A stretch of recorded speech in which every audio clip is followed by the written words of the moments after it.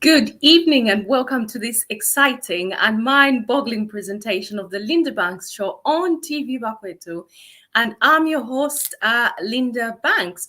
Now, tonight's show is going to be a little bit different from what you guys are used to, in that we have several guests, believe it or not. It will be very interactive and perhaps a little spirited. So I would say snuggle up, grab yourself a cup of tea, call your neighbor and tell them that Bakwetu is on. And if you feel so inclined, please do kindly share the link. And don't be shy. Go ahead and use those lovely emojis at the bottom of your screen when you hear something you like, because I'm sure you're going to be hearing a lot of things that you like. So in tonight's program, we're going to be exploring the fourth and fifth estate, and that is the media. So we're going to be looking at the role of the media in politics. So throughout the program, I will be joined by various guests who have been meticulously chosen for their expertise and experience in the media fraternity. So, some of these guests, just to give you an idea, some of the guests are going to be Mr. Tabo Kawana, Madam Laura Miti, a former ambassador to Australia, Mr. George Kanyamla Zulu, ex-journalists, now political blogger, Kalini Machima, ex-ZNBC legendary broadcasters. Oh my goodness. We've got literally an array of these broadcasters. So we from Madam Chavala Chimpampa to Mr. Chela Katwishi, Madam Doreen Mukanzo is going to join us as well. And last but not the least, perhaps we might just be lucky and be joined by Kenel Panji Kaunda. So I did tell you that it's going to be a different kind of Bakwetu. And of course, at the end, as usual, we're going to have the Bakwetu family join us. Now, before we get started, could you kindly share the link to a few friends and just let me know where you're watching us from so that we can say a very quick hello where you're watching us from. That will be amazing. Okay. I'm just beginning to see some of these comments trickle in. And yes, as usual, make sure that you send your questions, and we're going to give you an opportunity to come on and ask some questions, okay? And if you're shy, just send the questions and we'll read them.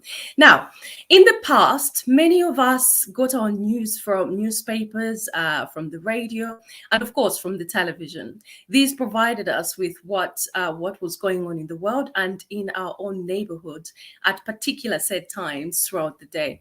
In the recent years, however, the 24-hour news cycle and our ability to be up to date at the click of a button was born. We're like we want everything instantaneously. So now, as a result of this need, there's a new type of media that has arisen, and obviously Wakwetu is one of those, which is mainly social media based. And now this social media based type of media is what they're referring to as the fifth estate. So there's the fourth estate. Now the social media is being referred to as the fifth estate. So mainstream media has been traditionally referred to as the fourth estate, as I said, an entity primarily that acts as a check on government holds governments and political organizations and agencies accountable to the public. And in tonight's broadcast, we have a government representative who is going to help us unpack this topic. As I mentioned, Mr. Kawana is going to be joining us in a few moments. And with a few other guests who are going to help us unpack this topic. Now, more recently, especially during the August elections, you will understand that social media has become increasingly relied upon by the public for news and information. For instance, hundreds of you were glued to TV Bakwetu, holding on to Dear Life on Facebook for some reliable political updates. So this led to social media being duped as the society as the fifth estate, as we mentioned, a source of information and news outside the usual mainstream media. But playing the same role as a watchdog, keeping governments accountable, providing those so-called checks and balances. Okay, so we do know that mainstream as well as social media both are quite imperfect. They're imperfect conveyors of facts because they decide what you share with the public and what political issues you want to emphasize, therefore limiting available information on other topics of equal importance. However, social media has been more vulnerable to abuse by their owners. So if you've got a blog, you can just type in, spout whatever you want, and people take it as gospel, as we've seen a few political leaders doing exactly that, which sometimes can mislead people. So to help me unpack this, I'm joined by a lady who needs little to no introduction at all, a prolific activist, a human rights defender, Madam Laura Miti. So Madam Laura Miti is not new to TV Bakwetu. She has been She's been here before. And the last time we were talking about her charity. So she does quite a lot of charity work, and she will be joining us in a few moments. But in the meantime, I'm going to introduce a man who actually doesn't need any introduction. I remember him as Professor DJ CJ Chelakatushi. I used to recite this in my bedroom when I was growing up, believe it or not. Welcome to TV Bakwetu. Thank you very much, Linda, and welcome to the guests that are watching this very interesting program. Lovely. And another legendary broadcaster from ZNBC is Chabala Chimpampa. Chabs, welcome to TV Bakwetu.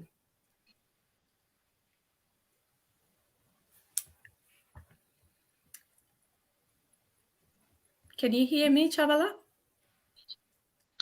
Hi, Linda. Thank you very much for your warm. I think it's the storm here. Can you hear it? I can hear. I think the volume is going. Yes. Lovely. Yes. I can see yes. We have been joined by. Carry on. Yes, good to be here. Thank you. I can see we have been joined by Miss Laura Miti. Madam Miti, welcome to, not welcome, welcome back. You have been here. You're muted.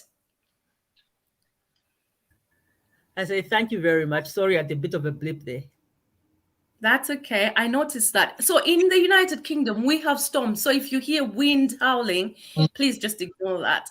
And if I suddenly disappear off the screen again, it's because of the storm. I was just about to introduce another interesting young man who I will let him introduce himself, actually. Kalani, welcome to TV Bakwetu. Thank you so much, Linda. I don't know why everybody's being introduced, only me to introduce myself.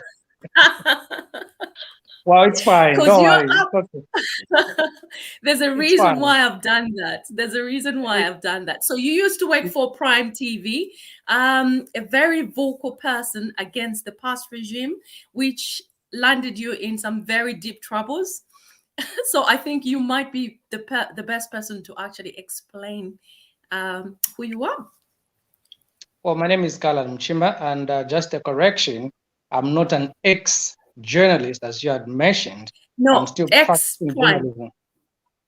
Thank you. At first, you said ex-journalist, but I just want to make it clear that I'm still practicing. Sometimes I just like to cross some lines here and there, but I'm still practicing. Yes. So my name is Kala Mchima. I'm a journalist for 11 years, and I want to say I'm humbled to be on the same platform with CJ Chelakatwishi, Chabala. These are great personalities whom we've grown watching and seeing on television. So I'm humbled to be in their presence. As for Rola Miti, I think we are together breathing the same air. So with that, I can only say good evening to you. Thank you very much. And I'm going to add a young man who lives in South Australia, I believe, Patrick. Patrick, welcome to TV Bakwetu. Welcome back. You have been here before as well. Thank you so much. How are you doing? I'm good. I'm really good. I just set my alarm and I woke up not so long ago. So what's the time there? Because obviously you're on the other side. What's the time there now? It is 6:20 at the moment. Sorry for the feedback. I've just put my kettle on. I'll mute myself. and I'll make a cup of Get coffee. yourself a cup of tea, and I'll remove you from the screen. Go and get yourself sorted. I understand it's very early, and you come and join us in a little while. And we have another incredible man. We've got such a rich pedigree on this panel. Mr. George Zulu, good evening, sir. Good evening, Linda. Thank you very much for having me. Thank you for coming. Now, Mr. George, again, I will let you tell us a bit more about yourself, because he has been in the Foreign Service for many years, and his last posting was Australia. Actually, Patrick, you might remember Mr. Zulu. And I believe we have been joined by the man of the moment. Better late than never.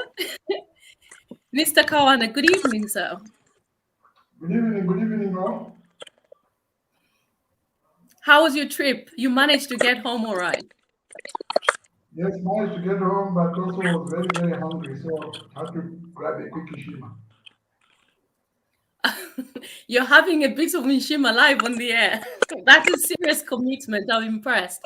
Could I kindly just ask all the panelists to mute themselves if they're not speaking? Because of the storm, we seem to be getting some feedback. Okay. So shall we leave you to have some Mishima, or are you all right to get started? Yeah, just give me 5 minutes. I'm finishing up. You're finishing up? Yes.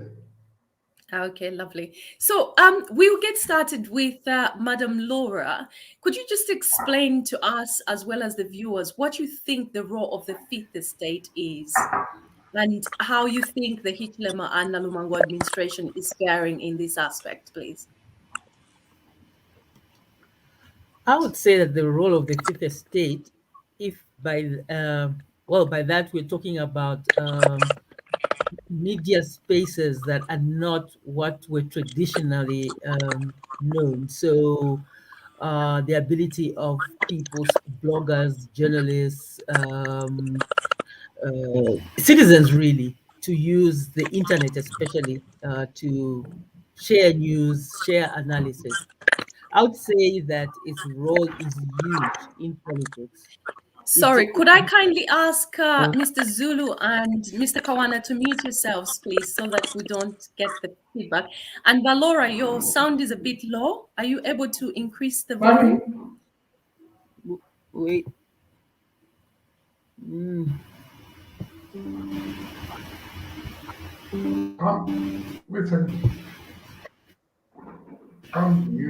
Okay. That's that better?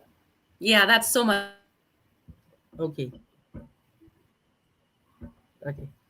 So I was saying that the role of the Fifth Estate, talking about the ability of journalists, bloggers, citizens to use the internet especially to share news and analysis away from traditional newspapers and radio.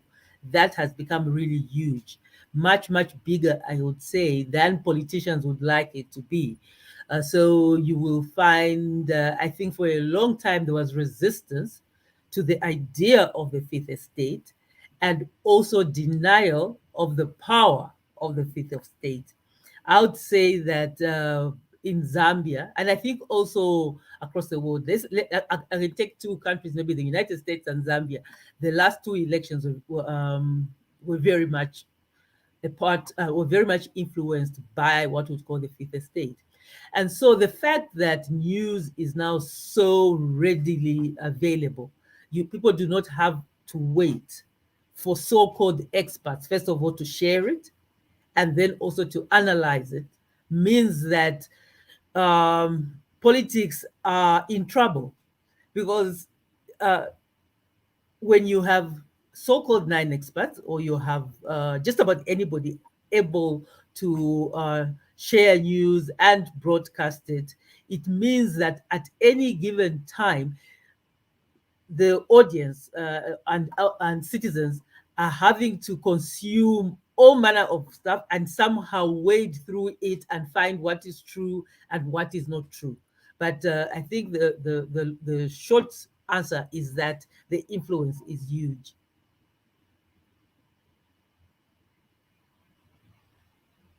Yeah, you're right. The influence is absolutely huge. I'm going to ask the same question to Mr. Kawana. What do you think the role of the Fifth Estate is? And for you specifically, how do you feel your government is faring? Especially, actually, before we dive into this, I'll just take this moment to say a huge congratulations. The last time I spoke to you, we had a conversation like this. You were in a completely different role.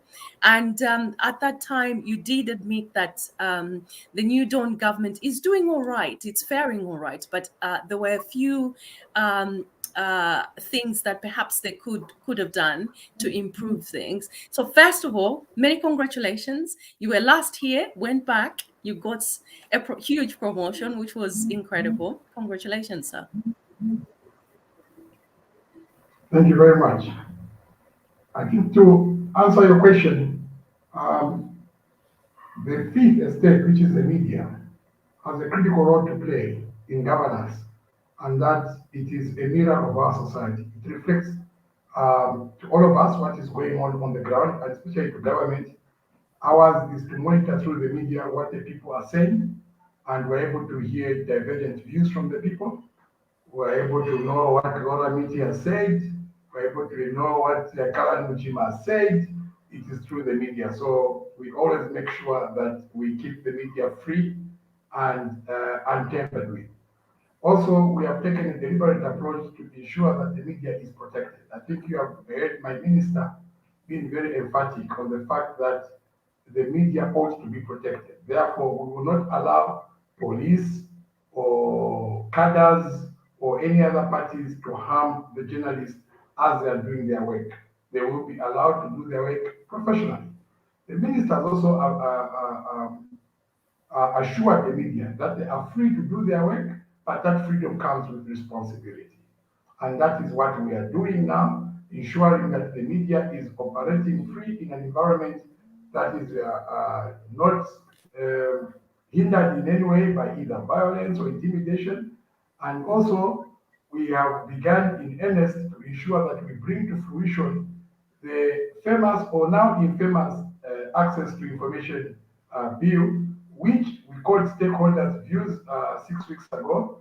And just last week on Thursday and Friday, we were able to bring stakeholders on board, and we had a workshop, and we have panel beaten the bill, and so that whatever is reflected in there is a true representation of what the stakeholders feel and carries their aspirations. So the New Dawn administration is on track to ensure that the media operates freely. And we understand the media, especially the private media, because those are the mediums with which we use to get where we are today, to be able to penetrate and send our message to the people of Zambia. So today we are where we are because of usage of the private media. Therefore, we will be the last people to try and gag the media and the people. That is why the voices of criticism are very high, because the people are free to criticize. And we love it when they criticize, because we learn a lot from such. Fantastic. Thank you so much. Madam Laura, you were smiling slightly as Mr. Connor was talking. Do you have anything to add to what he's just said? And do you subscribe to this bill? What are your views about it?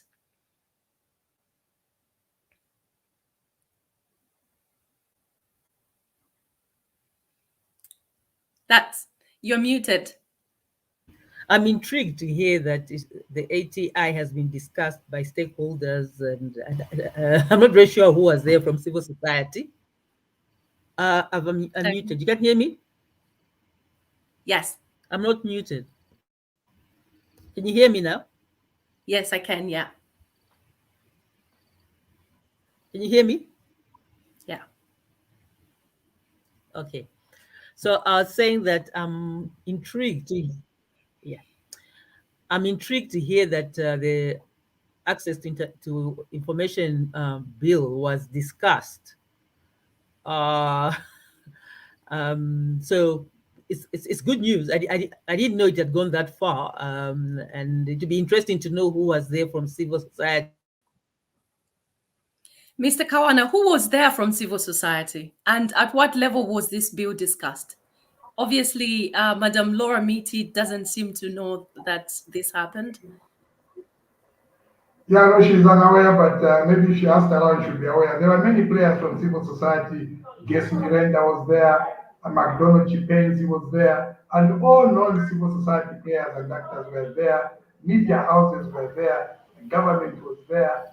So if Madam Lola took time to ask her colleagues like Chipenzi, like Guess Miranda, and so on, they'll be able to brief her. It was a fully packed two-day workshop looking at the inputs and the various stakeholders were there. So I'm surprised also that she didn't know. Maybe you don't listen to the news. So you're both surprised. Yeah, because how come this information missed you? Even the official opening was there on news. It was a news item on almost all media houses. Mukabungwa news, mama. You miss out things. Laura, any addition to what Mr. Kawana has said?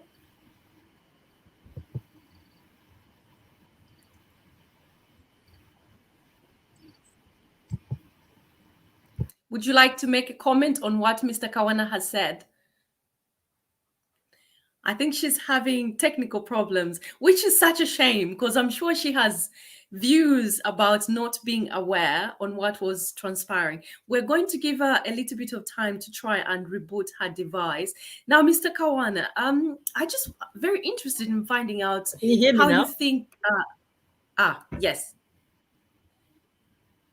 Go for it. Okay, so like I said, I will find out. I'm not complaining. I'm just intrigued. I mean, it's the first I'm hearing of it, and it's something I thought I might have heard about. So I didn't see it on any of the civil society conversations. So usually when something like this is happening, we know who's going and when they've been invited. So I'm quite intrigued to know that we've gone that far. So don't worry, Mr. Kawana, I'll find out.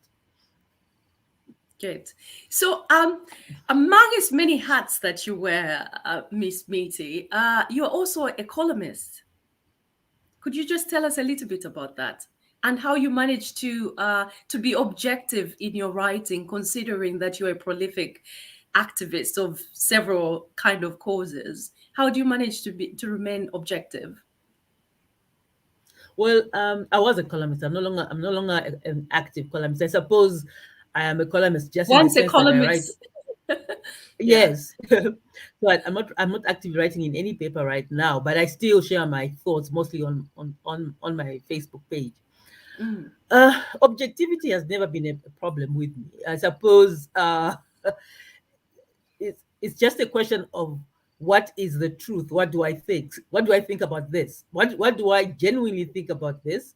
What is fair comment? And the result of that is quite a few times friends will be shocked at what I am able to say about them when they hold high office.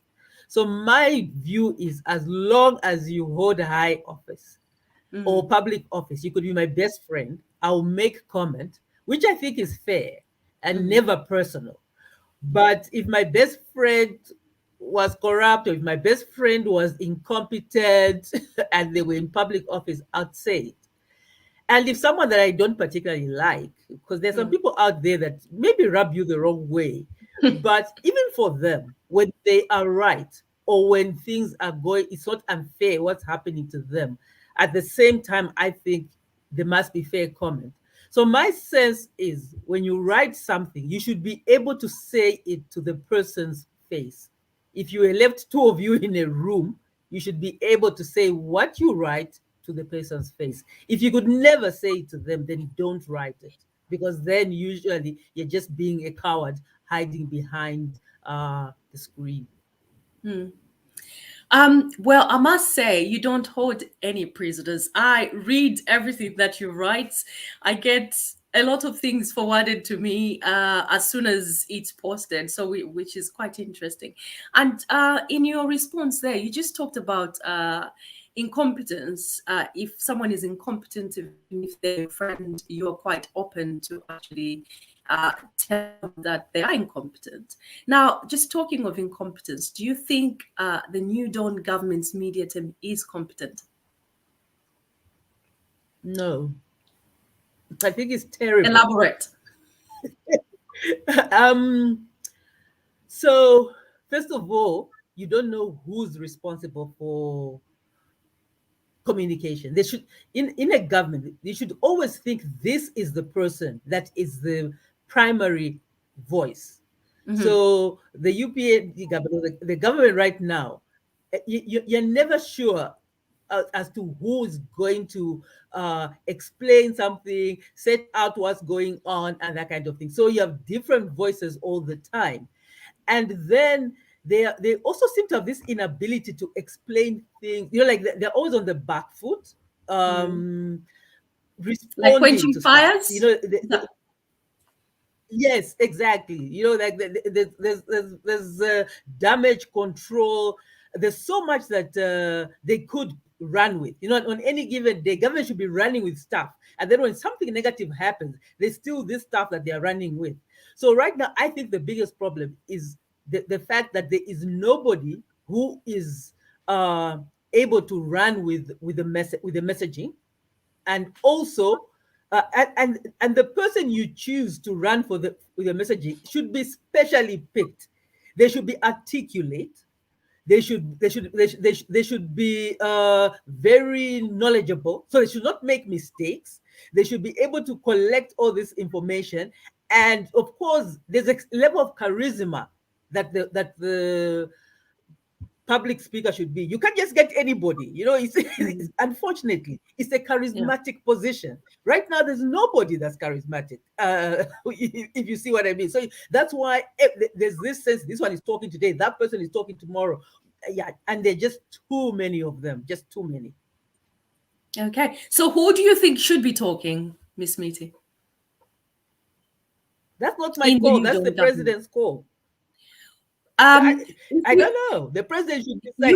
The president should pick. Okay, the minister of information, for example. So for example, if you had the minister of information and the president's spokesperson, these two, between the two of them, they're the only ones we should be hearing.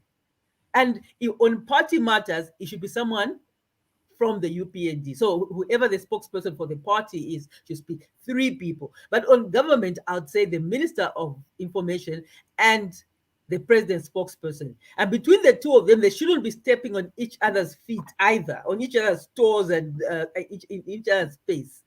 They should be well streamlined. Every week, information coming in. We hear about the president traveling. We hear it from the PF.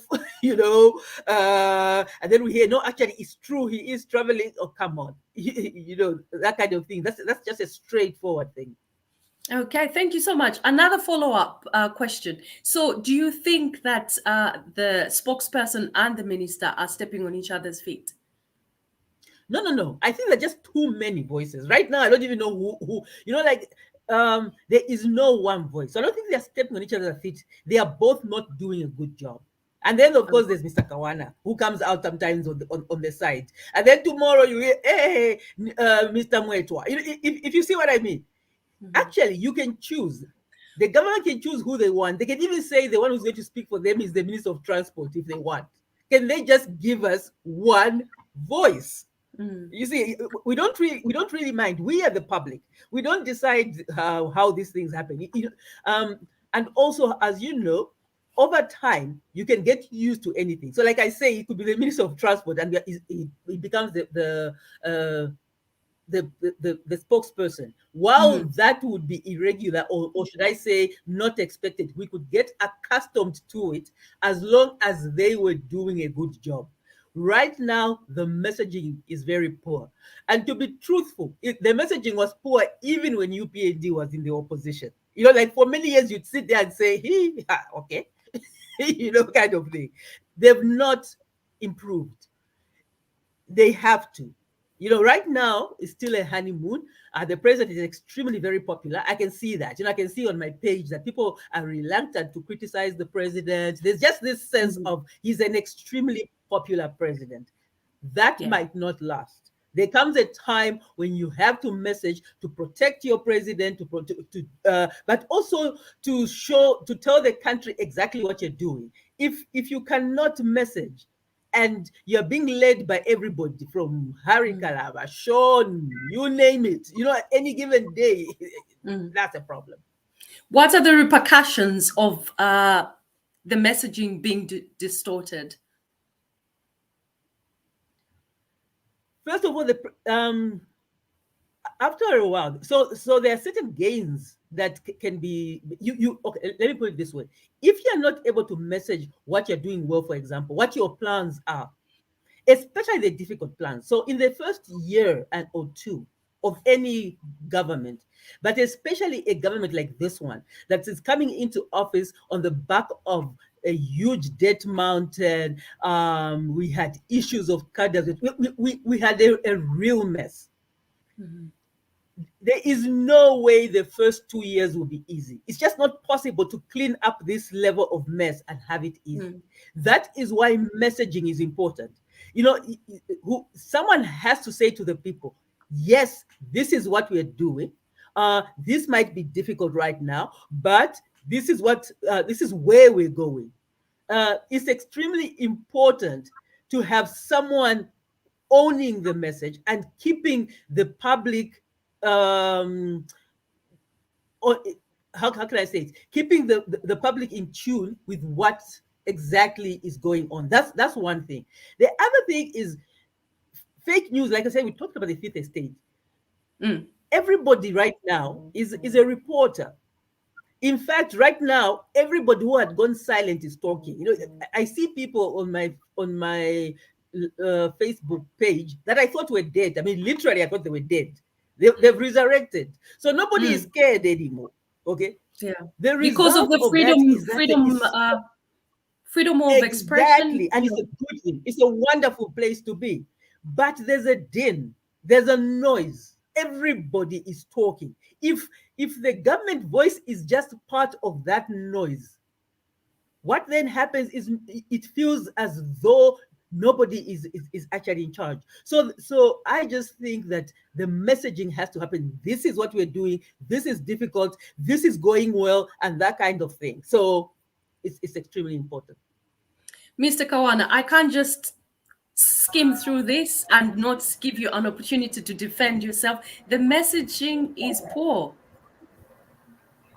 Well, we put out the message to the public, and you get feedback from the public. So what she's giving us is feedback from the public. We also get positive feedback from the public. We get negative feedback from the public. We get lukewarm feedback from the public. And what we do is combine all this feedback to come up with a product and a message that will be best accepted. So we do our part. I can't speak for myself because I speak to the public. So I need to hear from the public if they hear me or they don't hear me. If I'm doing what I'm supposed to be doing or I'm not doing what I'm supposed to be. I've read from Madam Laura. She says, TNAs, you are doing nothing. We can't hear you. But I've also heard other people say, oh my goodness, your explanation is clear. At least we know what is going on. So we pick all these and then we put them together and see how we move forward. But what's important is like she has noted, number one, that the people are talking, and those that were even cowed into not talking by the previous regime now are free and able to talk because of the conducive environment we have created. And number two, like she has also said, that anybody can speak. You can even choose, the religious minister, which is defunct, or the transport Minister of Transport. People will get accustomed. So I'm just saying to Madam Laura now that, well, there's three people talking. Let's get accustomed. Yeah, but why is messaging so poor? We can't let you get away with that. Yes, you've taken the feedback on this is 6 months down the line, Mr. Kawana, and she has a point.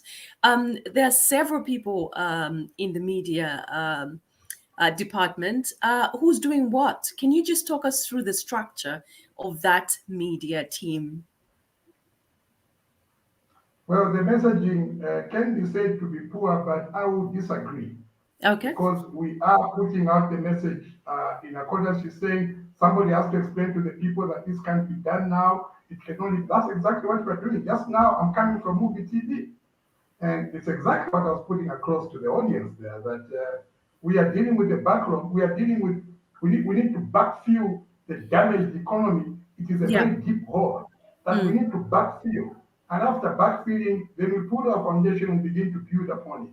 So it's going to take some time. I've even given the time and said by the time we cross over to 2023, end of 2023, which is next year, we'll begin to see the fruits of what we're doing as a government. We are explaining everything we're doing. We are explaining the reason we've removed subsidies on fuel. We are agreeing with the people that the cost of living is high and what we are doing to bring it down. We are explaining to the people what is happening with free education, for example. We are explaining as far as guidelines are concerned for CDF, for example. So government is talking, but sometimes you can choose not to listen to what government is saying. And there's nothing we can do about that. But also, we take recognizance of the criticism that comes on the floor, and we take that into account. But I can assure you that the messaging is there, and it is improving by the day. Okay, it's improving by the day. We really expect it to be so much better after 6 months. So hopefully there's going to be some sort of tightening of whatever's going on there, and just have specific people giving feedback to the public. Now, the whole purpose. People giving feedback to the public. There are specific people giving to the public. I speak to the public. My minister speaks to the public. Anthony speaks to the public. And the Honorable Mwikwa speaks to the public. Yes, Ms. Miti was talking about the party. Yeah. What matters to do with the party, we have the party spokesperson, Honorable Mwikwa. What matters to do with State House, we have the presidential spokesperson. What matters to do with the policy for government, we have the chief government spokesperson, who's my boss, the minister. What matters to do with day-to-day around the government, I am there. So let's just get used to the metrics. Okay, so I think Ms. Miti's point was too many people are giving feedback. We need to have 1 or 2 people. And we know that if something happens, it's this particular person. There seem to be quite a few chefs in the kitchen. You know what they say, too many cooks spoil the what? The broth or something. Now, the whole purpose of this conversation is not necessarily to point fingers, but also to provide help. And as we converse, we're going to get to issues of training. Why do you think the New Dawn government is perhaps, according to Ms. Miti, is not performing according to the way it should perform when it comes to the media department, if you like, the media team? Because I think pretty much everyone knows that the government is doing incredible work, but perhaps it's just being lost in translation. Not many people know about that. So I'm going to pose a question to one of our guests. Kalani, what do you think about the current media situation in the New Dawn? Well, I've heard from Rola and Tabo. I don't want to go into, I'm a journalist, by the way, and I don't want to go into issues of Mr. Kawana, who's a government official, and Rola Miti, who's an activist. So I think the two know each other very well. But what I can say right now is that as Tabo tried to explain, I think they're doing their level best in terms of information dissemination. But others may also feel that they're not doing enough. But let me speak from the media perspective, not from the activism point of view or the government point of view. From the media perspective, I would say somehow also it's us, the media, who are sleeping. Because, let me take it from either private or public media. Right now, there are a lot of things that are happening. For instance, let's say government has also procured desks for schools across the country. All right. We have Zanis, we have ZNBC, we have Times of Zambia, we have Daily Mail, the Zambia Daily Mail. I think those are their stories now to feast on. Go out there, get that information, help your government to deliver that information. You don't just expect that information to come only from the ministry, only from the government circles. All right. It's our duty also to go and say, you promised this, have you delivered? They're going to tell you, well, we've bought a desk, we promised. The president said that no child should sit on the floor going forward. And the government has just done that. All right. But I'm not seeing those stories coming out. So we should also be, as journalists, proactive in trying to help either sides. Again, if something is not going right, if the government fails to deliver on its promises, it is also our duty, private or public media, to go and remind the government again to say, you promised this. How far have you gone? So it is our duty as the media. I think as media practitioners, we are also sleeping somehow. We should take the blame. We should not be finger pointing at this one is failing, that one is failing. It's also our duty to help these people to deliver. Like the president said, let me refer to the president once again. The president had given, for instance, ZMBC. He told them, go out there, get the news. If you don't want to cover me, you can even keep ZMBC to yourselves. I think the president is on record having said that. If you don't want to cover me, go ahead, don't cover me. So it's not the duty of ZMBC not to be scared. But as I always say, and let me borrow the words of Kamwili, I've got no credit in my mouth. I just speak what comes into my mouth. Like Rolla also said, if you can't tell somebody in their face when you are the two of you, then you are a coward. I speak what I speak. Sometimes Rolla Miti gets scared on my behalf. All right, as a big sister, of course, it's normal. But I'm accountable to what I said. Yeah. There are too many cadres.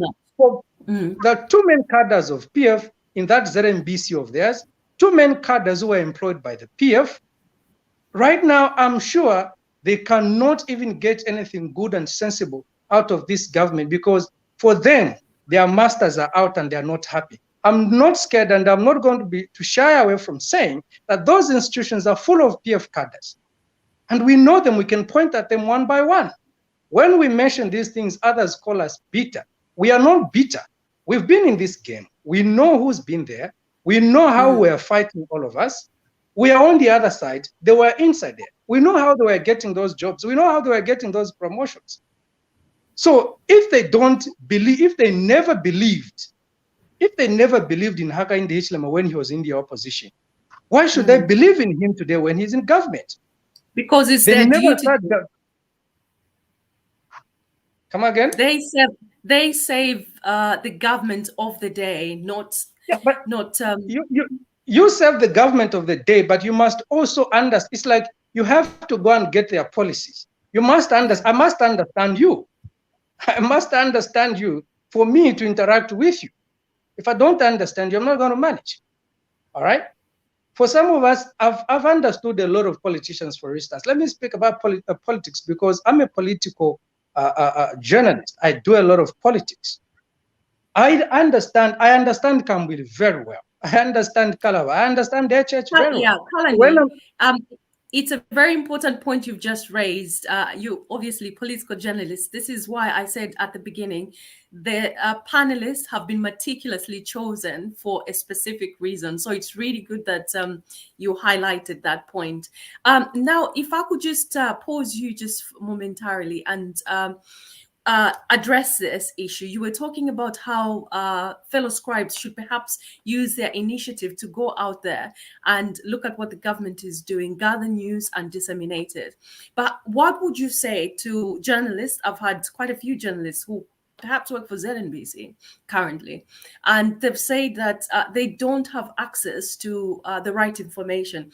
And sometimes it's quite embarrassing to see news reports referring to, according to the president's Facebook page, this is what happened. And I'm thinking, is this the new kind of reporting that is taking place?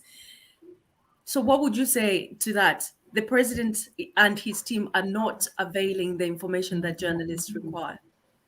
Linda, BBC, CNN, Al Jazeera, they also quote the pages of prominent individuals.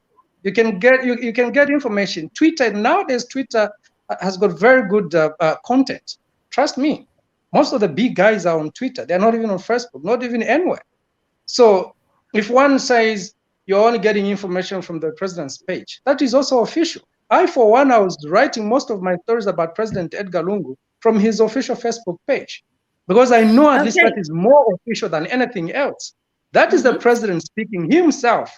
Whether someone is writing for him or not, that is more official than information that is coming from another individual. So I would even prefer relish that information on the president's Facebook page than anything else. So this is not new. Everybody, anywhere you go, every media institution, name them, SABIC, they get some of their content comes from a Facebook page of a prominent person, president, Thank you so minister. much. Yeah.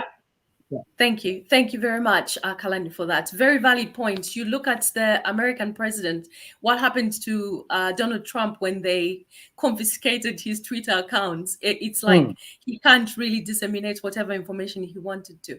Right. Having said that, there's one, your response takes me quite nicely to my concern, my major concern, actually. Take, for instance, when the president is visiting United Kingdom, he's in Brussels, he's at the Vatican. Who goes with him? Because my concern is, do we know who's writing this president's history? So let's say 30, 40 years down the line, our children and their children, they should be able to go to the library and find what the president was doing on the 12th of January, 2022. But if he's just documenting what is happening in the country on his Facebook account, for goodness sake, Mark Zuckerberg could work up one day and was like, I've had enough of this, I'm taking it away. Like President Lungu, he just closed his account. And what happens to all that information? How do you respond to that? Linda, right now, I would tell you that the president is just coming from, he was in the Vatican City. The president was in Brussels. He traveled with Zanis. Zanis, you go to Zanis, you find it, all the information is archived there.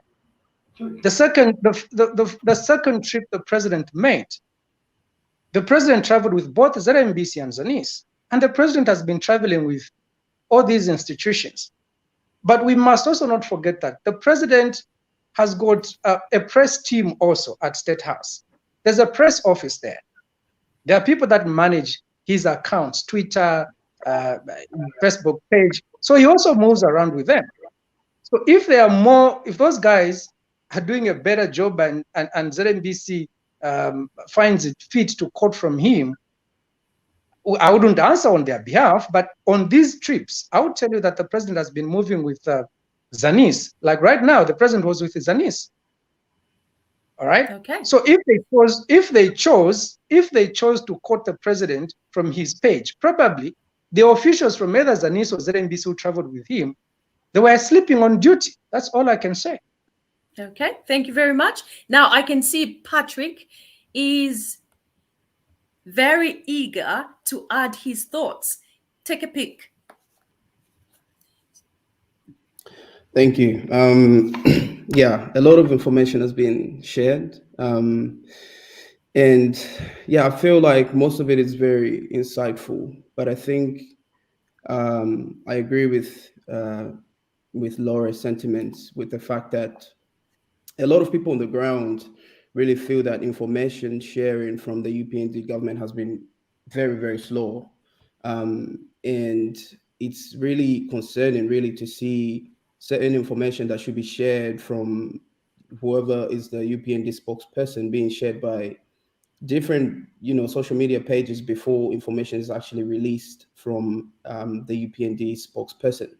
I think that's what people on the ground are saying. And it's not just that people are listening to a wave and everyone is chiming in, but it's actually listening to the people that are saying factual things. And what people are saying right now is information is very slow. And it seems that there's a lot of people from the UPND that are speaking. And people are wondering like who's actually in charge, who's meant to be the spokesperson. If you have, 5 people from the UPND releasing information. Like, I like what Laura said before, if somebody is a spokesperson of the party or a representative of the party, then they should be disseminating information about the party as opposed to having people disseminating information that's not even out from the actual spokesperson. And so it feels like people on the ground are saying information is coming slow from the UPND government. And the UPND government actually needs to quicken their steps to actually disseminate this information. And I feel like the slowness in the disseminating of information is actually leaving a vacuum for all these other political parties to actually take advantage and start spreading falsehoods and fake news. And this is clearly evident if you're on social media and if you're actually reading this, it's very evident that they're now taking advantage of that vacuum, that space to now spread false information. So I feel like the UPND government really needs to get to the forefront of this and actually be the ones that are spearheading information with transparency, without leaving a vacuum for other people to actually create false news. Because what that is actually doing is there are people that really can't cipher information very well, and whatever they see on social media, they believe it. And so there are a lot of people on the ground that are starting to believe like all these things that are being, these falsehoods that are being spread by other media entities because they can't decipher information. So my advice to the UPND government is to actually be in the forefront, get in the forefront of this, and actually disseminate information clearly to the public. Thank you. Thank you very much. If you would like to add to that, Mr. Kwana, please do so together with this question. How do you think the government can work in partnership with the fourth state to reduce corruption and improve leadership, as well as reducing fake news that Patrick alluded to? Well, the government is willing to work with the fourth estate and is working with the fourth estate. But I think the help that can come from the fourth estate is to ensure that they report what is practical and what is real. I mean, it doesn't help anybody for them to report fake stories and rumors and insinuations and expect government to take action. And that is why they feel that some of the things they bring out actually is not being taken, it is slow. Because you bring out rumors, you want to paint people black, and this is what led, for example, to His Excellency the President cautioning the media the other time that they mustn't subject themselves to, the adage of he that pays the piper calls the tune, where the corrupt elements begin to give them resources so that they begin to paint them as victims, and yet they are the villains. And these are the people that abuse public funds. These are the people that store public money. But then the media now picks them up and begins to present them as victims of an unfair crusade against corruption, which is not even a crusade against corruption. So the media has a critical role to play, and that is to report that which is factual, to report exactly what transpired, to report exactly what is transpiring, and to report exactly what is given out as information by law enforcement agencies. But this idea of always wanting to twist the information, always wanting to bring in a side agenda, always wanting to propel a certain propaganda which is financed, fueled, and a narrative that is done by the actual people themselves, the criminals themselves, I must add, then it doesn't help the country. So the media are the ones that are helping everybody. The country and the government is helped by the media, and they do so by reporting factual. Excellent. Thank you very much. Now, what do you think is going wrong? Is it a lack of training, or is it a lack of mentorship? This is why I thought I bring this incredibly rich pedigree of past, even though people say once a journalist, always a journalist or a broadcaster, but they have such incredible experience that perhaps the young people who are in the New Dawn media team could benefit from. So we're going to start thinking about education and maybe learning from people who've done it before. So I'm going to add Chavala Chimpamba, who is an ex-broadcaster, ZNBC broadcaster, and then Chavala, welcome to TV Bakwetu, and thank you so much for coming. Now, I want to find out, how did you get into journalism? How did this come to be? And just tell us about this experience. Well, I joined ZNBC in 1988. I was actually came straight from college, journalism college, straight into a job. Those days, we used to have attachment. I was on placement at ZNBC for a month, and I graduated on a Friday, and the then director was Richard Sakala. He said to me, "You're not resting. ZNBC is very impressed with you. You're starting a job, and I was starting a job on Monday. So I don't know if, those days you probably just, people poached like maybe trained journalists straight into a job. So, and that's also maybe another question I would ask maybe Mr. Kawana is how are they training, how do they intend to train the journalists? Like to even maybe like the journalists, how are they going to, train them? What policies do they have to have trained journalists in the institutions? Thank you very much. Mr. Kawana, over to you.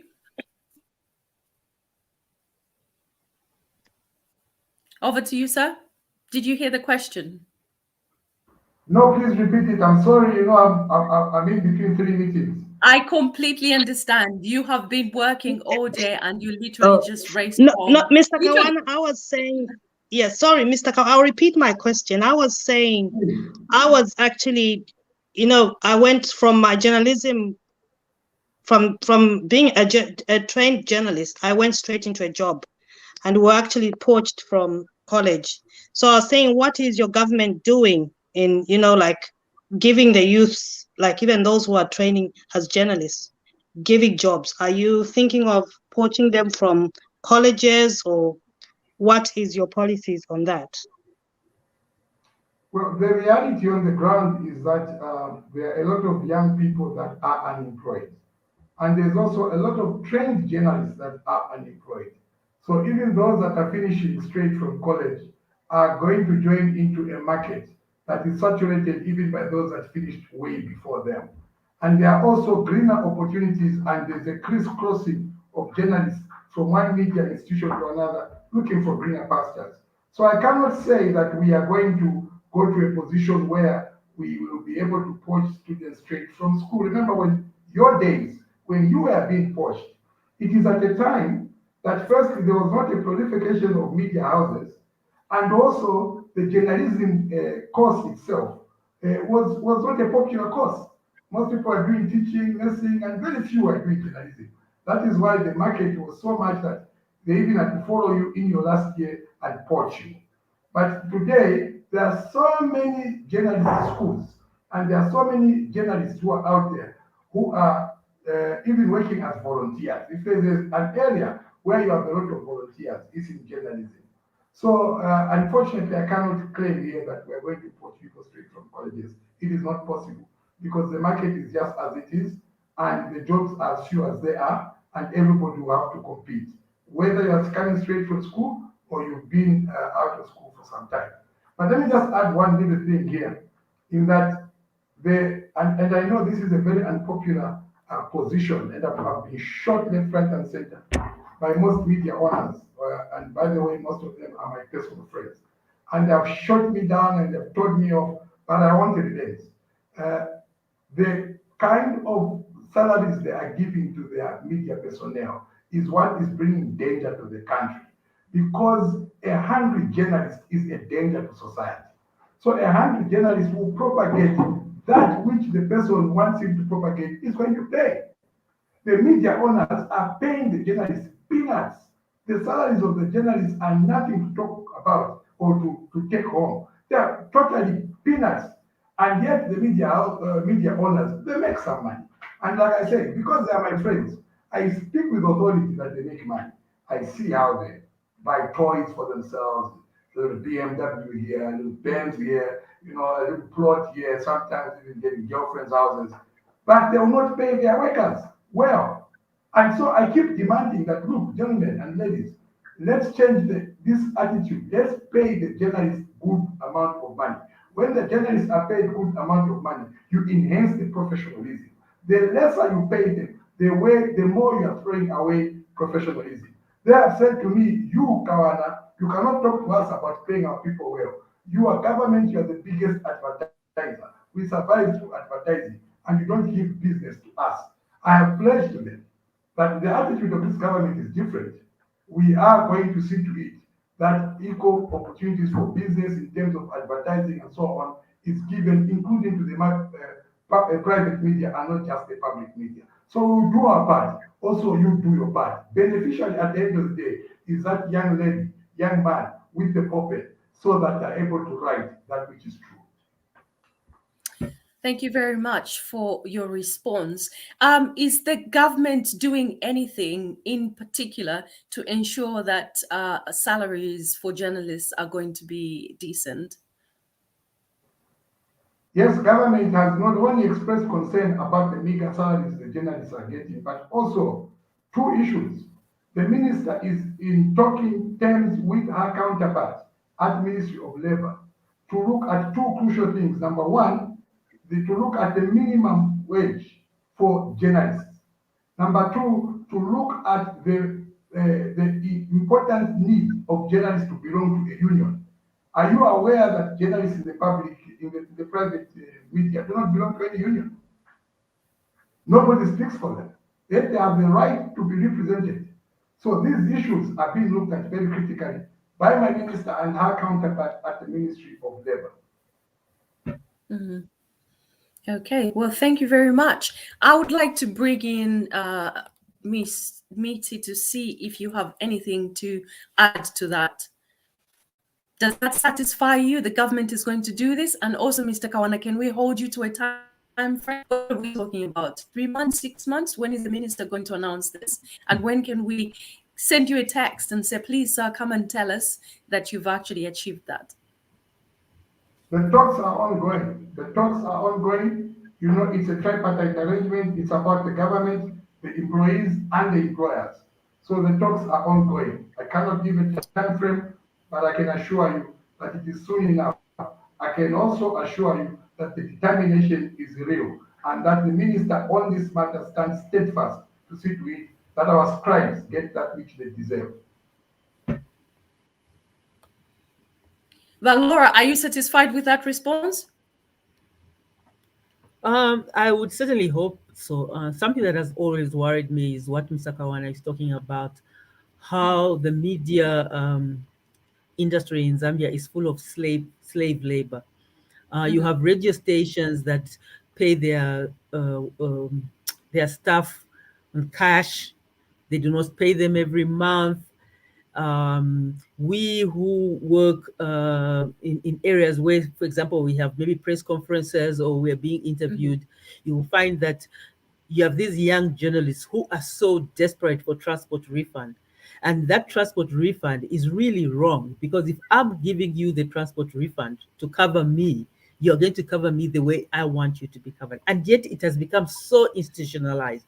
If you speak to the young people, you find, or the journalists generally, you find that they really would not survive if they did not get these transport refunds. So as a result, you find one young person running from this story to another, not because they want to cover the story, and but because at the end of the day, maybe they'll have made 150 kwacha or 300 kwacha. And then what they'll then do is just pick up they'll pick up speeches, no analysis, nothing. You exactly as someone spoke it, including the typos and all. So we have a big problem on that one. We have a big problem as well in training. So it would seem that at a certain point, anybody could be a journalist. If you follow back and find out how people entered the media space, you wonder. I'll end up by talking about, for example, listen to morning talk radio in Zambia. If you're driving down going to work, you keep switching from radio to find some kind of in-depth analysis. The stories is, the journalists are cracking jokes. They have not researched. They have not done their background work. I agree with Mr. Kawana. One, there has to be training, but two, owners of media houses, if they can't pay their journalists, should close down. It's better for us to have 3 or 4 radio stations that can pay well, so that we have proper analysis. Because this very, very low analysis or very, very superficial reporting, sometimes dangerous reporting, is what gets fed to millions and millions of people. And I find that the Lusaka radio stations are the worst. When you travel out into the provinces, I find that, I don't know why, but the journalists there are much better. When they're interviewing you, they've done their research. Lusaka, Lusaka is a mess, So I'm really hoping that yes, what Mr. Kawana is saying is going to happen. There have to be rules. There have to be minimum salaries. There has even to be an end to this idea of sending journalists to do work with no transport or no transport money. Mm-hmm. Interesting. I'm going to ask Mr. Katwishi to give your a view on that, and then just tell us a little bit about yourself, how you trained as a journalist, and perhaps what you feel is missing in today's journalists, whether in training or experience. You're muted, sir. I do beg your pardon. Sorry about that. A lot has been said on this forum, and I've been following keenly on what has been discussed. I think I'll start with the training aspect. I'll start with myself. I came from a teaching background, and then I was poached by the then Lazarus Kanyungus, the Frank Mutubilas, and the Peter Mwembas into ZBS then, which was at the time transforming from ZBS to ZNBC. And during our time, it was so interesting because what was happening is we were being attached to one particular trainer within the media institution to say, this is going to be your mentor, who you're going to run with for the next 6 months, for instance. So I was attached to one particular person, and I'm learning from that particular person. And they used to call it to say, this is your husband, or this is your wife, but put it this way, this is your mentor. This is the person you're going to learn from for the next 6 months. Don't leave him. Every time he gets up, you get up. He's going for an assignment, you follow him, and that's how come to date, people are able to still remember these names of the Chalakatwishis of this world, the Chavala Chimpampas of this world, because of the background we were coming from. We never shunned the old timers. And unfortunately so, these times I'm talking about, these are times when the Tabo Kawanas and first of all, Tabo, congratulations, Director Kawana, for your appointment. Thank you, sir. So I must mention to everyone here that actually, Mr. Chalakatwish was my teacher at Osaka Boys. So I'm thinking, really? Yes, he taught me. He was my teacher at Osaka Boys. Amazing. Oh my God. Oh, I was waiting for him to say it on his own. I'd rather he says it. I taught a lot of people. I taught Harry Kalava, the DP president. I taught Now that I did not know. Yeah, I did. I started quite young, actually, at about 16 years of age. Oh, fantastic. And I'm not shocked and surprised to see Director Kawana being media director and speaking. You must be so proud. My student is the media director. Oh my goodness. He's speaking the way I speak. If you listen to President Kalaba, he speaks exactly the way I speak. And I used to tell them, this is not English. This is not English. Speak it like the way the Queen's language is. Don't imitate. Be original. Be yourself. And that said, put it this way. Now you've invoked everything. Yeah, go for it. We've invoked the spirits. Yeah, let me put it this way. Understandably so, the UPND media is suffering. Understand why it is suffering. Here's a new party which hasn't got old-time political prostitutes in inverted commas that have infiltrated in it. They're trying to find their feet. What do we do? They've got a sinkhole. They've got all these, they've inherited a government of problems. They're not sure where to go. They're not sure which direction to go. And the president is popular. And this is where the media should come in to say, how then do we help the presidency in order for this institution to survive, as opposed to shooting bullets without providing, solutions? For instance, I'll give you an example. The time that President Kaunda was running government, he had what is called morning breakfast, an interaction with the media. Mr. Katwishi, I was eager to hear about those morning breakfast. Yes. Because I remember attending some press conferences with Doreen Mukanzo and Yes. those morning breakfast. Yes. Fresh air. Tell us about that. That one was specifically for a particular reason, to interact with the journalist, for President Kaunda to know exactly what is going on the ground, for him not to be told lies by his ministers, his members of the Central Committee, for him to find out exactly what is going on. And those morning breakfasts were quite helpful for the president. I saw Anthony Bwalia, spokesperson for the president. He tried that, but all of a sudden he stopped. And this is what should happen.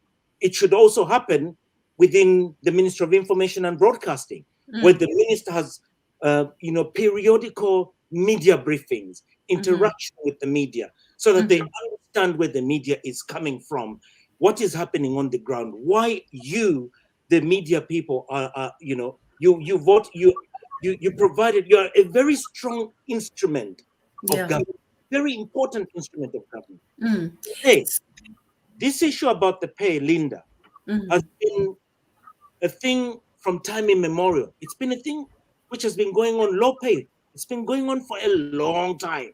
But guess what? It's not the government of the day that is going to address this issue. It's us, the journalists. If we sit back and complain to say, I'm getting low pay, therefore I shall not do this, therefore I shall not do my research. No, it never used to work like that in our times. Ero Hickey, the first founding person of the first privately owned radio station, may he so rest in peace, he used to pay us, peanuts. But we never called it peanuts. It was at least something to take us as a conveyor belt. We were grateful he provided a conveyor belt of us being on the radio station. So what we did, we started using our common sense to say, what do I do? Hence, we found that there were sponsored programs where we used to go and knock at each and every privately owned company to say, who would like to sponsor a program, for instance, on good governance? With the UPND or UNDP, would like to sponsor a program on good governance. Can you do the write-up? How much is this? Presenters' fees came on. So we were surviving on presenters' fees from these sponsored programs. Njikata, the Njikata Fever, where I used to play music. That's how it was born. Because I didn't want to be fed, just complaining to say, I'm being given peanuts. Understandably so, yes. The media owners are paying the media practitioners peanuts. But the question is, why are they doing that? Because the licenses were given to the wrong people. There was a boom of licenses that were given to the wrong people who were not media, who don't understand nothing but media. These were people that are businessmen. He's going in there as a business. I'm opening this station as a business entity. Thank you. Opening this as a business entity, I've got to make money. Yeah, thank you so much, Mr. Katwishi. Now, is there a way to regulate this, Mr. Kawana? A couple of questions from me based on what Mr. Katwishi has said. Is there a way to regulate this so that only the right people can actually open these media houses, not just media houses mushrooming left, right, and center? And also, pray tell, why has Anthony stopped that breakfast meeting with journalists? Well, the government is on the trajectory where it is supporting media self-regulation. And the media are saying we want to self-regulate. And they are talking amongst themselves. They want recognition, the way you have the Lawyers Association of Zambia, the way you have the Doctors Association.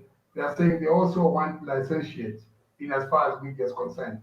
Now, we can only provide the environment and they do what they want. If they want media self-regulation, we support them. Why has Anthony stopped the breakfast shows? I didn't pay the number yet because I'm not Anthony. Okay. Sorry, you paused a little bit there. Yeah, so I was saying that I wouldn't know why Anthony has stopped the breakfast shows, but I can only imagine that it is because he's very busy. State House is not easy to work at. Your work starts as early as 05 and it ends as late as 22 hours. You are working throughout. That is why you see that the people who work at State House, before long, they start looking like they've got bent backs. You should see how class Wanamasaga looks nowadays. It is showing you that there's a lot of work there. It is different. For me, for example, my role is to speak. So I spend the whole week, I even interchange. This week, I'm on radio stations. The following week, I'm on television stations. But I speak throughout because that is my role. My role is to speak. But Anthony's role is also a bit more than just being spokesperson for the president. There's a lot of work that they do there at State House. So I can imagine that time no longer really allows him to have that opportunity. But I always avail myself to the media. If they want me on every breakfast show every day, I avail myself. And I think the media can attest to the fact that I can. Yes, I'm the most available person. Absolutely. Even my children tell me off now that, the public can't have all of you. We also need time, but we have the country to do it. So we are available. And for our colleagues, we must understand also that they've got many other duties to do. But for us, this is our duty. President Kaunda had a country to run, but he still carried out those famous breakfast Equally, mornings. President Hakainde Hichilema has done the same. He has started a program where he appears, for him, he's taken it a step further. President Kaunda faced the journalist and envisioned that the journalist will ask him the questions on behalf of the people, thereby giving him a feel of what the people are saying. President Hakainde says, no, nobody will ask on behalf of the people. Let the people talk. So he goes on radio and opens the phone lines, and the people call him directly.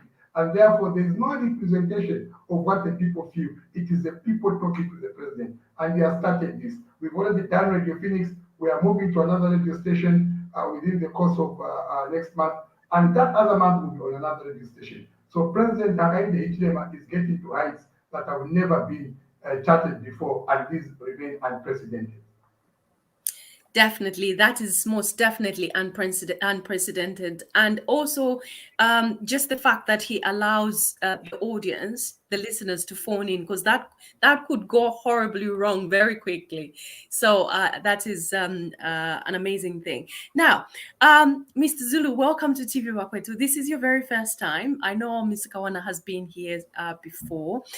Could you kindly just tell our audience a little bit about yourself? Because I wanted to have a balanced conversation from the older generation to the current reporters like Kalani, and then to the legends like Chavala Chimpampa, Chela Katwishi, and to experts, media and political experts like Mr. Kawana and Miss Laura Miti. Kindly tell us a little bit about yourself and what you're doing now.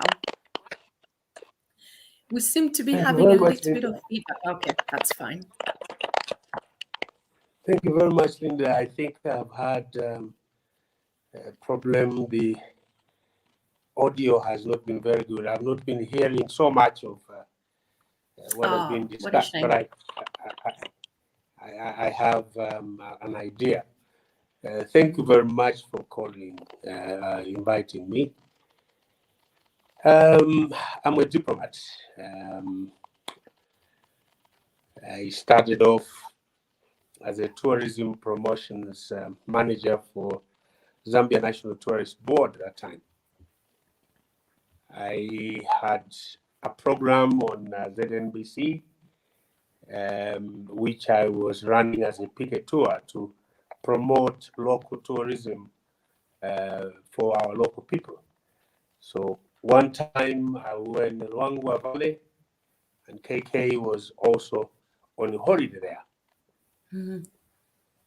I was not a journalist, but I was interested. I requested to interview the president for my program on ZNBC. Mm-hmm. So we did it at Mfue, at Chimfule Lodge.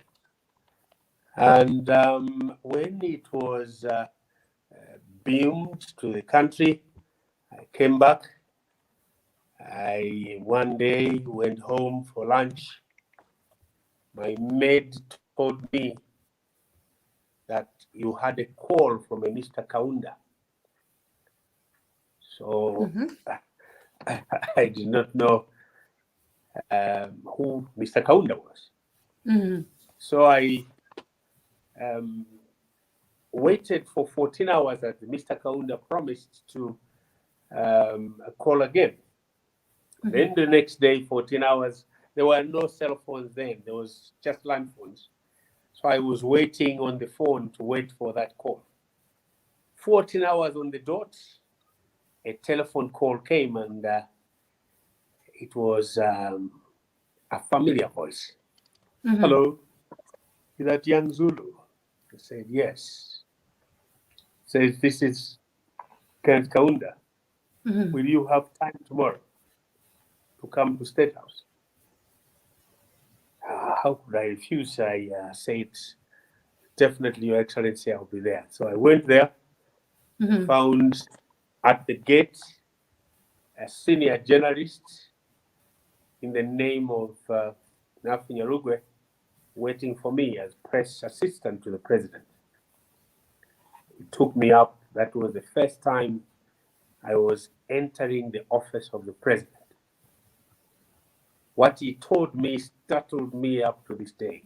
He said, in my search for talent, I have discovered that you can help us in the Far East.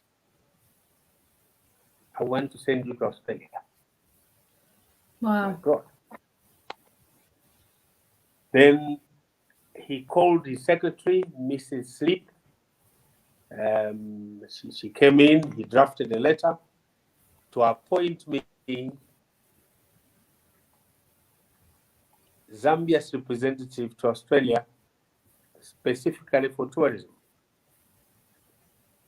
I went to Australia as a diplomat in 1986 and was there for 10 years. But before we went there, we're talking, I'm not a journalist. I'm looking and listening to all journalists. So we have got to look at the history of free press as against what is happening today.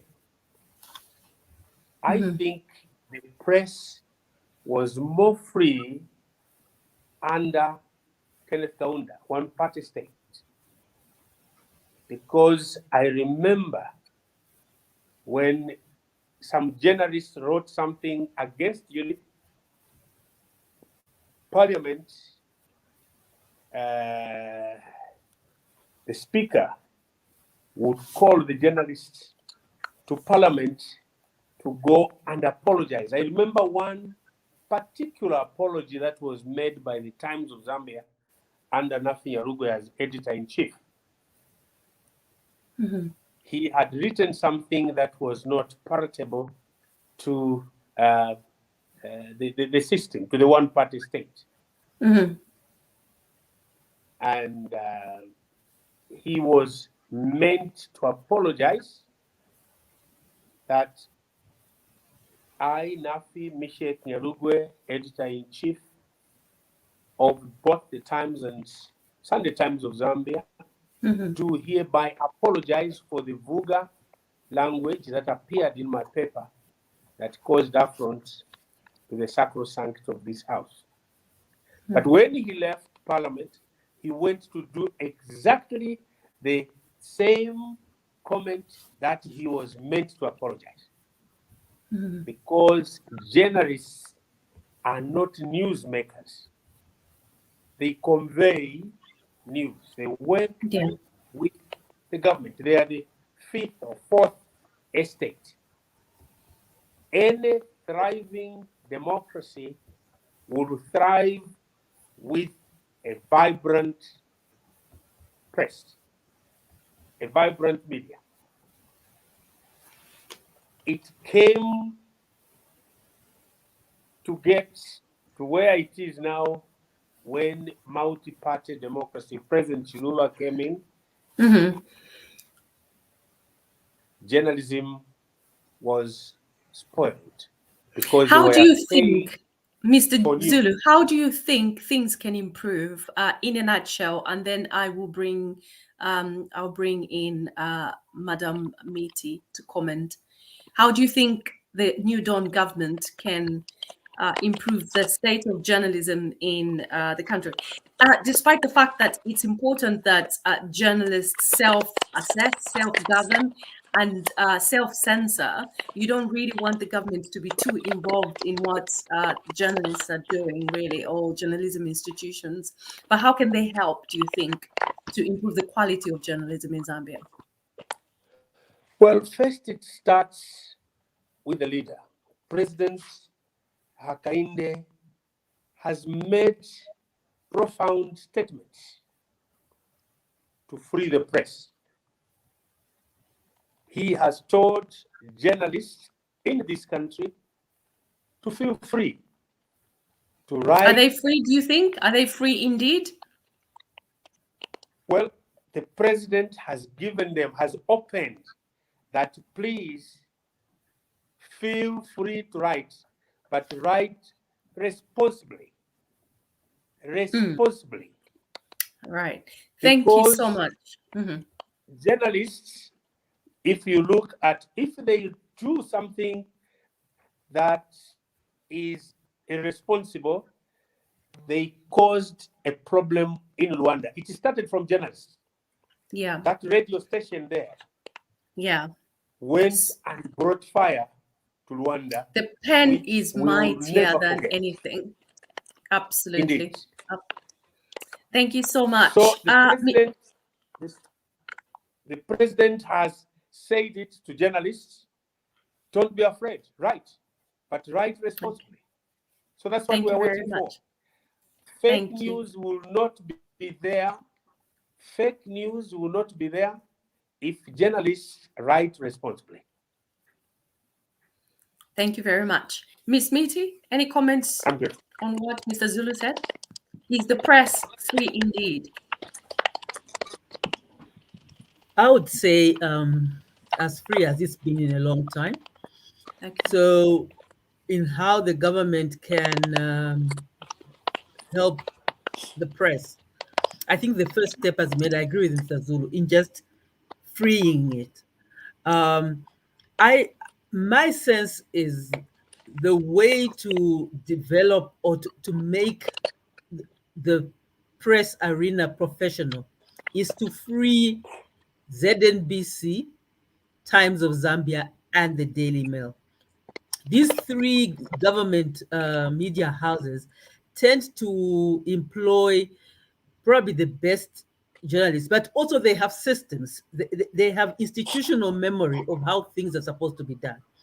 If we are getting good, balanced news from ZNBC, a lot else will be wiped away, because no matter how we play it, ZNBC reaches the most people and still has this traditional respect.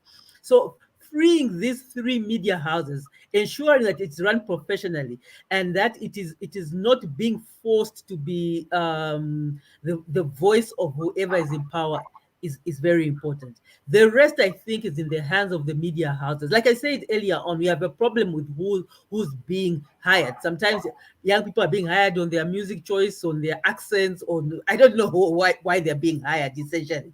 So we need I'm convinced that we need a few houses, media houses, doing so well that others will fall in line. Thank you so much. Those accents, my goodness, you are hired because your tongue twirls in a particular way, which is ridiculous. I had a question for you. Now, do you think ZNBC is state-owned or it's as biased as it has ever been? I'll ask the same question to Mr. Kawana and yourself, Ms. Miti.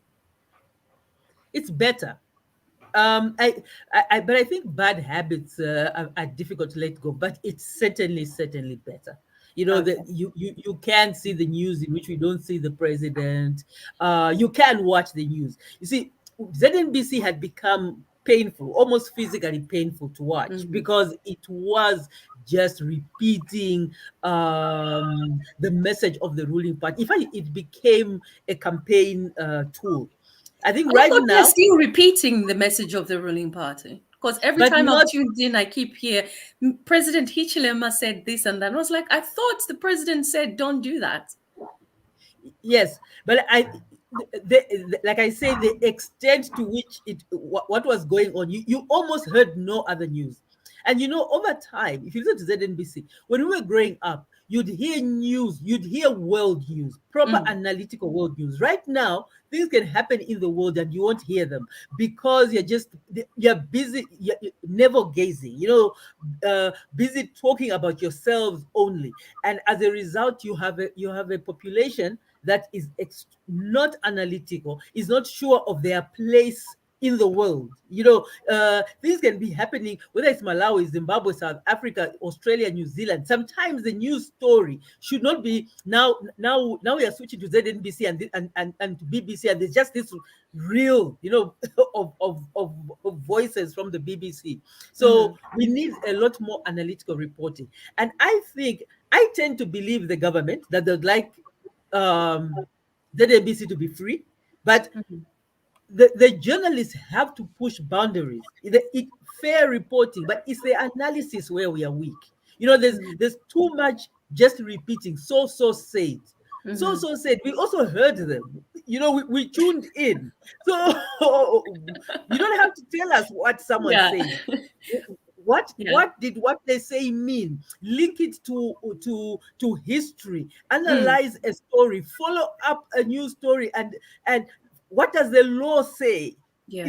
That's what we need journalists for, not just parroting what everybody said on a particular day. Yeah. According to the president's Facebook page, that really was painful for me. Yes, according to the president, even the opposition leaders, so said. They can say something really ridiculous, but then it's reported as said, with very little analysis. Why don't you link what this person said to something historical before, something that was not true and that kind of thing, or simple analysis. And the analysis has to be fair and objective.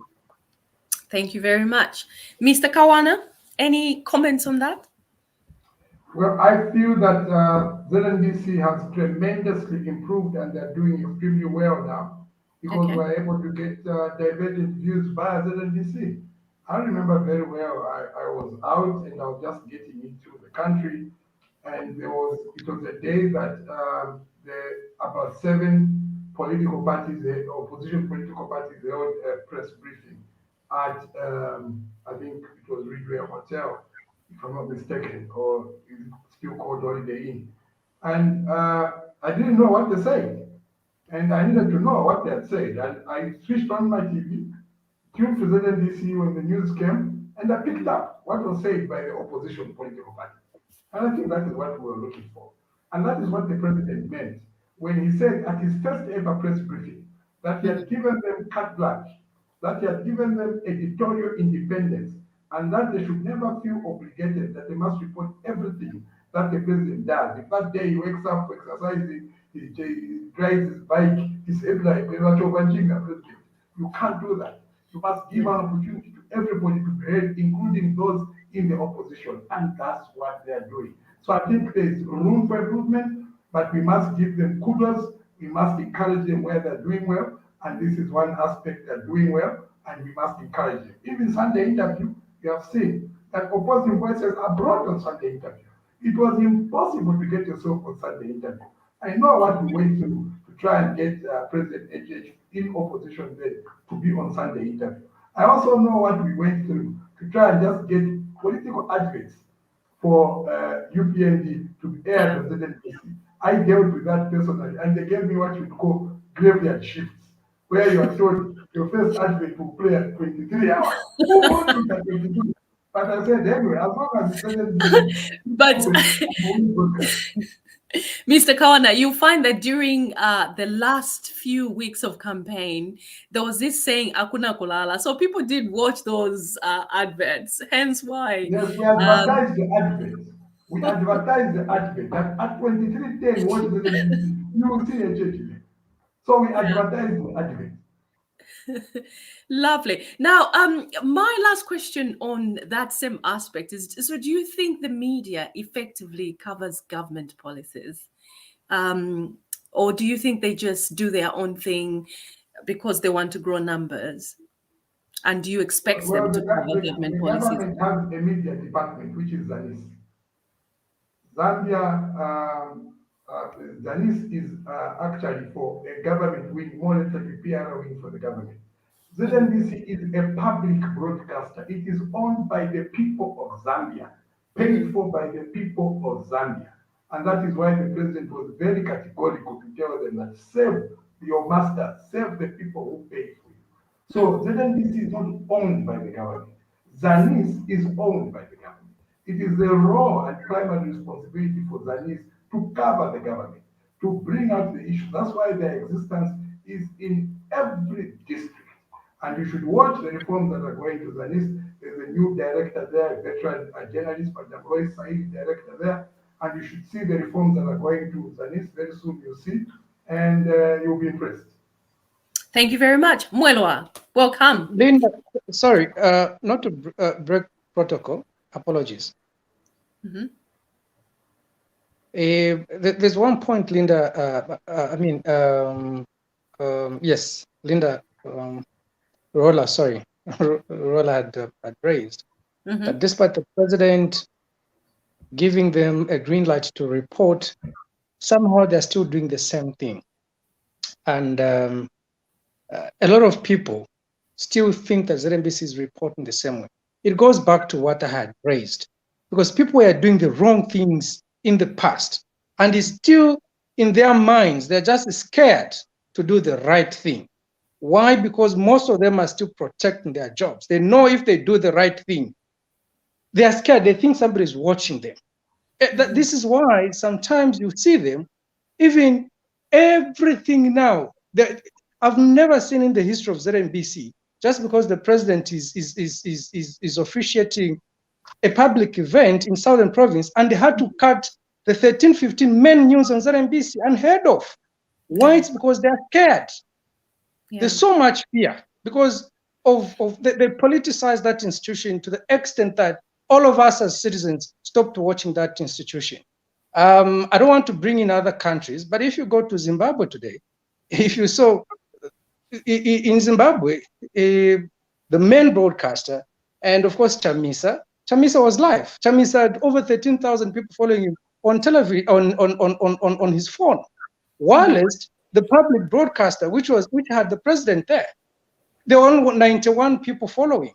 Why? It's because the people have lost interest in these media institutions, the public especially, because they are used to doing the wrong thing. Yeah. I thank you. Thank you very much. I'm very aware that we are overshooting ever so slightly. So I'm kindly requesting that Mwelwa and Mr. Mkalevai make your contributions, please. Good evening, or is it good night now? I don't know whether you can even say good evening. I think good night for some and good morning for others. But it's been an interesting talk, and I think probably my contribution is that from what I've picked up is that we have a problem with our education system, and it's just becoming very reflective in the journalism fraternity at the moment. Because I think what I've picked up, especially from Madam Laura, is there's no critical thinking. There's a reliance on Wikipedia, the schizophrenic accents. I call them schizophrenic accents because I still can't get around how somebody changes an accent every day. There's quite obnoxious tendencies. I think there was an interview I was watching earlier on where this journalist keeps telling the person he's interviewing, like, you haven't answered my question. I'm thinking, I thought we learn probing, in journalism, you probe and try and get the answer. But it's all these things, and the training hasn't graduated. The times have changed, to be honest. Media has changed. And unfortunately for us as the Zambian group, we are still under the spoon feeding, or the PF man as well. We're being spoon fed the information over and over again. And because we're being spoon fed, it's reflective. Nobody's chasing after the news. Nobody's asking the questions we need. And I think this is something we need to put the Ministry of Education to task for. Fantastic. Thank you very much. Womkeleway, thank you so much. Just straight into your comment, please. So thank you. Thank you, Belinda. Thank you so much. I'm so delighted to be part and parcel of this important discussion. And good to see Vochela Katwishi. Good to see Bochavala. I mean, you guys, you did your job well, and we really miss you back in Zambia. We wish to have people like you today in our journalism today. There's this blame syndrome that I've noticed that is coming into our country. We point fingers, and yet we ourselves who are busy pointing fingers have done nothing to change the narratives. Instead, we want to point fingers and try to be politically correct. So I wish that we should do away with that and come up with practicable solutions where you are involved. You come in as the senior journalist or people who are professional, come to the table, give us your ideas. Zambian people, Zambian journalists need, and the other thing, Wolinda, was the payments of journalists. That's why you see them giving reports that are immature or premature, because they just rely on handouts coming from the very people who are being interviewed, instead of them doing the professional job. They should do away with that. The government, Wakawana, please help these gentlemen or this profession to be paid more money than what they are getting currently. Ritumes. Thank you so much. Thank you very much. I promised the viewers that I'm going to read a few questions and comments. Let's do that very quickly as we close. I actually don't know what she's there for. Very uncomfortable to speak English, busy involving. My guess is this is what you'll find, that people converse amongst themselves and they're replying to each other's comments. And then we just kind of think, oh, what is that about? Let's have a look at that from Mary and Kosike. Okay. We'll move very swiftly on from that. Mary, behave. Okay, this is a serious program. We'll move. Elias Mununga, I agree with Laura. UPND must streamline or coordinate communication. Okay, we have dealt with that. Fantastic. Thank you very much. Let's read another one. Mwelo, would you like to read that one for me, please? Sometimes don't want to listen. When politicians tells us something, we usually refute what they say. That's they end up cheating, so they tell us what we want to hear. Okay, well, now then, we could go on forever. The numbers are not dropping, but Mr. Kawana has been working really hard and everybody else has. So it's perhaps time to call it a day. He's very available and I'm really grateful that you're always there when we call, literally at the very last minute. And yesterday I was literally testing you and you passed the test. And Laura, incredible lady, thank you so much. You're always available. Chabala Chimpampa, Chela Katwishi. I don't actually know why. I always want to say Professor CJ, DJ Chela Katwishi. I should just stick to Chela Katwishi. This was your intro, wasn't it? When you was it Phoenix? It was indeed my intro, but yeah. So in my head, it's stuck. You see, this is a proper sort of way of presenting yourself. Well, thank you so much, and I'm sure we'll be working together in the near future. And who have I missed out? Patrick, thank you very much. Nice to see you. Kalani, it was a pleasure for you to sort of join us. Thank you very much. Womkelevai, excellent. Viewers, this has been a presentation of TV Bakwetu. Thank you so much for joining us. God bless you and God bless our country. Good night. Thank you. Thank you. Bye.